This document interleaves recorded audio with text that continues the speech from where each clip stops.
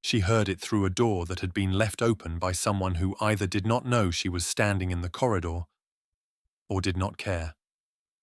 Two women, a fire crackling behind them, and a voice she recognized without difficulty, the kind of voice that has never had reason to lower itself, that has spent a lifetime in rooms where its opinions were welcomed and its judgments went unchallenged. The words were not said with malice. That was the thing she would return to afterward, in the days when she needed to understand what had been done to her. They were said with the casual finality of someone describing a fact about the weather. She will never be chosen. Not by someone who has a real choice. She heard it, and she stood in the corridor with her hands at her sides, and she did not move for a long moment. Not from shock, not from the particular paralysis of pain. She had been trained by a lifetime of smaller versions of this moment to remain composed when composure was the only dignified option, but from something closer to recognition. The voice had said aloud what she had long suspected certain rooms were thinking. It had simply never been said where she could hear it before. What happened that evening, in the hours after that corridor and that open door, is not what anyone would have predicted. Not the women by the fire, not the assembled guests, not the man himself, who had been standing on the other side of the room and who had heard the same words through a different door and who had made, in the quiet and deliberate way that defined everything he did, a decision. He crossed the room. He offered his hand, and nothing that followed was simple or easy or free of cost, but all of it was chosen, which was precisely what made it matter. Subscribe to this channel and turn on the bell now, before we go any further, because this story is built in layers, and the ones that come later are the ones that change everything. Do not find yourself arriving in the middle of it. She had understood from an early age that she occupied a particular position in her world, one that was not without its dignities, but that was also not without its defined limits. Her family's name was old. Their fortune was not. The combination had been managed for generations with the careful art of people who know how to appear unhurried while moving very quickly indeed. And she had grown up understanding that her own position, her prospects, her future, the shape of the life that would eventually be hers, depended on a quality of impression that left no room for visible effort. She had learned to be charming without appearing to try, accomplished without drawing attention to the hours the accomplishment required, composed in the rooms that required composure and genuinely warm in the rooms that responded to warmth, and precise enough in her reading of each situation to know which room she was in before she had fully entered it. She was, by any fair accounting, exceptional. She knew this about herself, not with vanity, but with the clear-eyed pragmatism of someone who has had to be exceptional because the alternative was a particular kind of erasure. What she had not been able to arrange, no matter how precisely she managed everything else, was the thing that could not be managed. The story that preceded her in every room, the daughter of a house that had sold 2 of its estates in the last decade and was quietly understood to be selling a third, the girl whose mother had married well and spent the fortune well and left her daughters with excellent manners and a situation that required, if one was going to be honest about it, exactly the kind of marriage that only happened when a man of means decided, against the reasonable advice of his advisers and his family and the accumulated weight of social calculation, to want her specifically. She had not spent her life waiting for that man. She was far too practical for that. She had spent her life being as fully herself as was permitted within the spaces available to her, and she had made those spaces as rich as they could be, and she had been, genuinely, privately, in the moments no one was measuring, reasonably content. What she had not been was chosen, not seriously, not by anyone whose choosing was free rather than compensatory, who was not looking at her situation and seeing an advantage to be leveraged rather than a person to be known. She had understood that. She had not particularly dwelt on it. She had, in her own careful interior way, made her peace with it the way one makes peace with a recurring limitation, not by pretending it isn't there, but by deciding that it doesn't constitute the whole of one's situation. And then a voice through an open door had said it plainly, with the ease of a fact being stated in a room where no contradiction was expected, and the making peace had suddenly felt considerably less complete than she had believed. The Duke of Ashfordton was not present in her life before that evening in any way she would have described as significant. He had been a face at gatherings, a name that arrived in conversation as shorthand for a particular kind of impeccable reserve.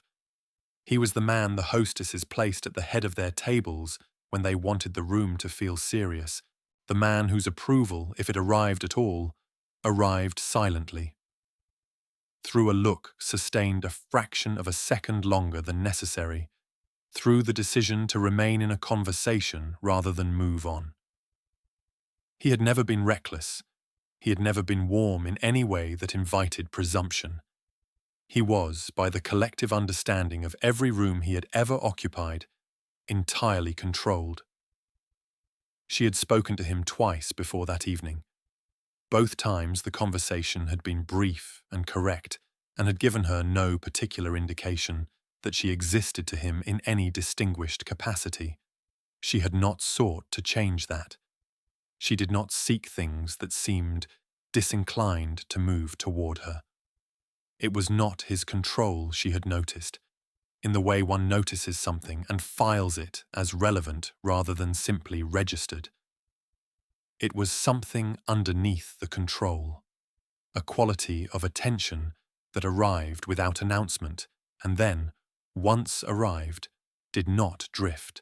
She had seen him in conversation with Lord Harrow at the Pemberton luncheon 3 weeks prior, and what had struck her was not what he said.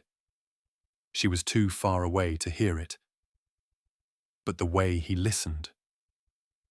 Fully, without the small, restless movements of a man waiting for his turn, without the brief sideward glance that meant some other part of the room was being monitored for more interesting developments.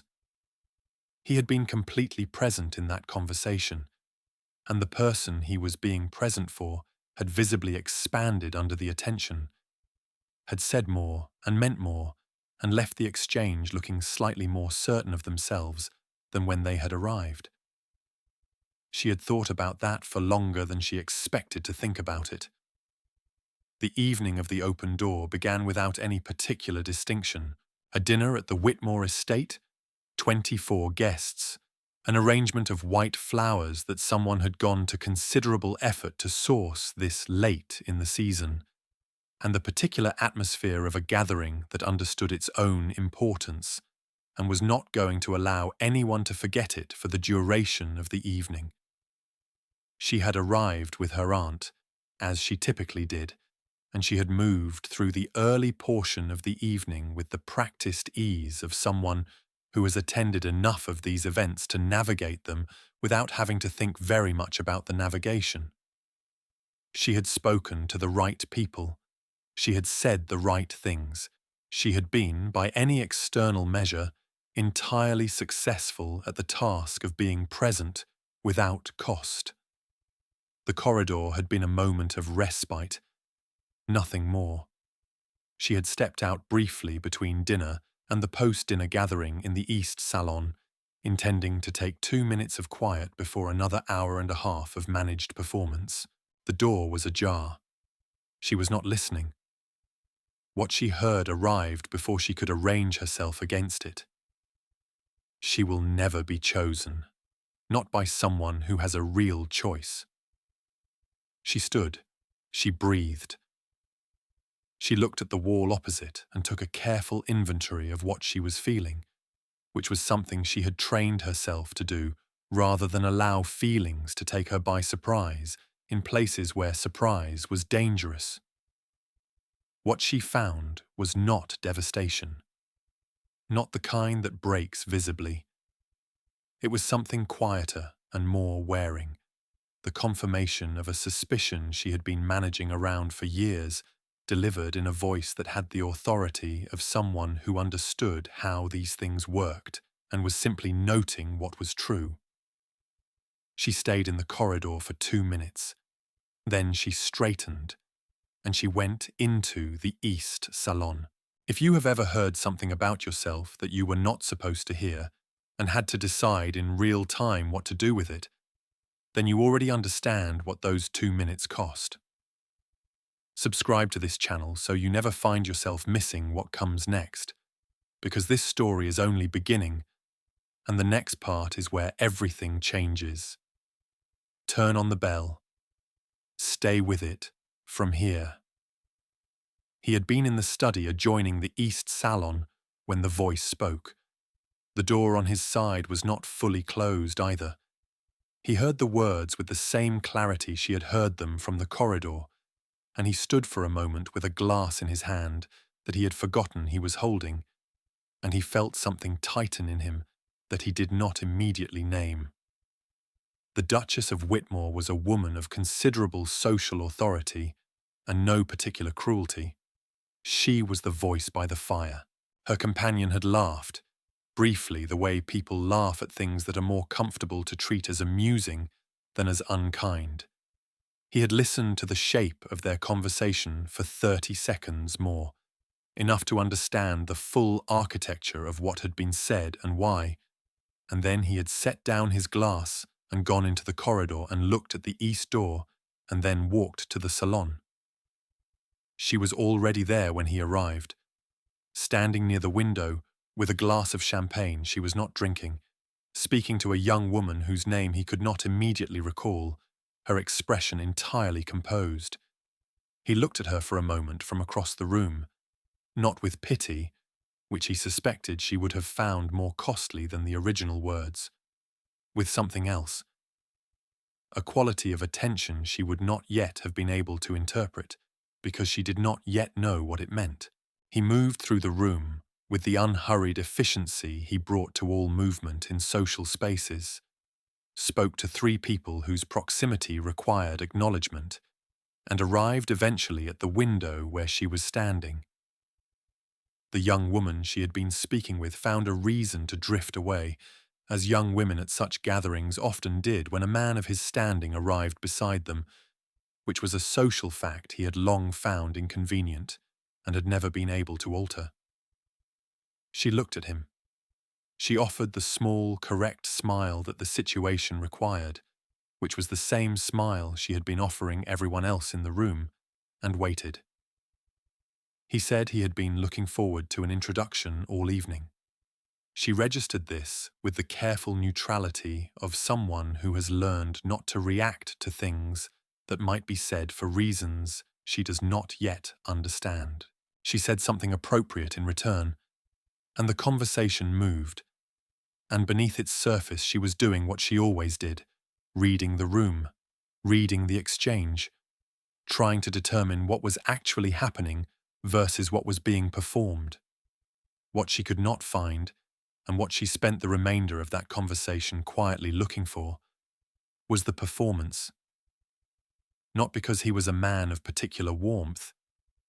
He was not by any easy definition. But because the attention was real. The same quality she had noticed from across the Pemberton luncheon, watching him listen to someone else, was now directed at her, and it did not move, and it did not check the room, and it did not have the quality of a man fulfilling a social obligation or executing a strategy she could identify. He was simply present. In a room where she had spent 2 hours being professionally invisible, someone was looking at her. He asked her to walk with him to the East Garden, as a group of other guests were doing. She accepted. The garden was cold and only partially lit, and the conversation continued, and when the other guests drifted back inside, she found that she had not followed them, and that he had not suggested she should, and that they were standing near the far wall with the stone cold against the night air and the windows of the house throwing squares of yellow light onto the frost, talking about something that she would later struggle to reconstruct precisely because the topic had ceased to be the point very early in the evening, and the point had become something else entirely, which was the quality of being genuinely heard by someone who had not been required to listen. He offered his hand when they went back inside. Formally, as the occasion demanded, the step was icy and the gesture was practical. She knew the difference between a practical gesture and a deliberate one. She also knew that the difference was not always a clean line, and she was not going to decide what it meant before she had more information. She was, in all things, careful. He called on her the following Tuesday. This was the fact that the story would later hinge on, not the garden, not the conversation, not any particular word said or unsaid that evening, but the Tuesday call. He came himself, not through an intermediary, not by note or invitation or any of the mechanisms available to a man of his position who wished to communicate interest without risk. He came to the house on a Tuesday morning and sat in the formal drawing room with her aunt as the social architecture required, and he asked for permission to call again. Her aunt said yes before she had fully processed the request. That was not how her aunt typically operated. He came twice more in the following 10 days, and on the third visit he contrived a moment, in the absolutely technical sense of the word, in which he and she were briefly in the same room without her aunt, which was the kind of thing that happened in houses and in conversations, and meant whatever the people who allowed it to happen intended it to mean. He asked her, directly and without surrounding it, in the architecture of acceptable indirection, whether she was enjoying the calls. She said she was. He said he was also. Neither of them elaborated. Neither needed to. What she understood was that this man had a choice, not in the simplified sense of the word she had heard through the door. She did not allow herself to think of it in those terms, because that framing gave too much authority to a voice that had not been speaking about her, but about a category she happened to occupy, in the real and specific sense that he was a man of position and means and considerable social freedom, and he was here, calling twice in a week, sitting in a formal drawing room for the acceptable 40 minutes, asking questions and listening to the answers. He was choosing to be here. She did not know yet what he was choosing toward, and she was not prepared to assign it a meaning before the meaning had been made clear. But she was paying attention. She was, in the way of someone who has learned to expect very little and therefore notices everything, paying extremely close attention. The moment she understood what it was building toward, arrived not in a dramatic scene, but in a corridor not entirely unlike the first one. They were at the Felton Evening Assembly, 2 weeks after the Tuesday call, and the room was full and the music was playing, and she had been doing what she always did, managing the performance of her own presence, when she found him beside her without having seen him arrive. Not at the kind of angle that suggested he had steered toward her with obvious intention. Simply there, the way someone is there when they have been moving in a direction without entirely announcing it. He said her name, not Lady Voss, which was what the evening required. Her name, which was a different thing, used at a different register, and which landed with a different quality of weight. She looked at him. He said he had something he would like to ask her, and that he would like to ask it properly, which required a conversation, and that he hoped she would permit him one before the evening was over. She said she would. The conversation happened at the edge of the room, near a window, because windows were apparently where the important things happened in her life, and she would think about that later with something adjacent to amusement. He told her clearly and without excessive decoration that he wished to pursue the possibility of a formal understanding if she was willing to consider it. She was quiet for a moment. Not from uncertainty, exactly, from the particular seriousness that the moment deserved, the understanding that she was being asked something that required a real answer rather than a performed one. She said she would consider it. He said he hoped she would tell him honestly what she concluded. She said she always told things honestly. He said he had noticed that. There was a Tuesday in November, 2 months after the corridor and the garden and the calls and the window conversation, when she sat in the small sitting room of her family's house and held in both hands the question of what she actually wanted.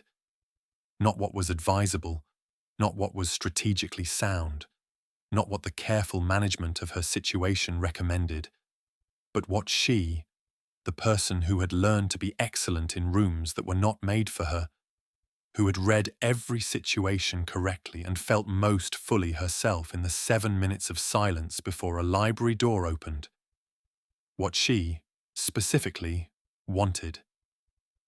She wanted to be known. That was what she came to when she cleared everything else away. Not to be convenient, not to be useful, not to be what the situation required.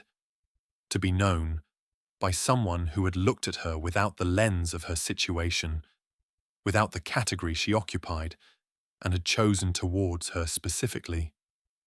She sat with that for a while, and then she wrote to him. The letter was short, 3 sentences.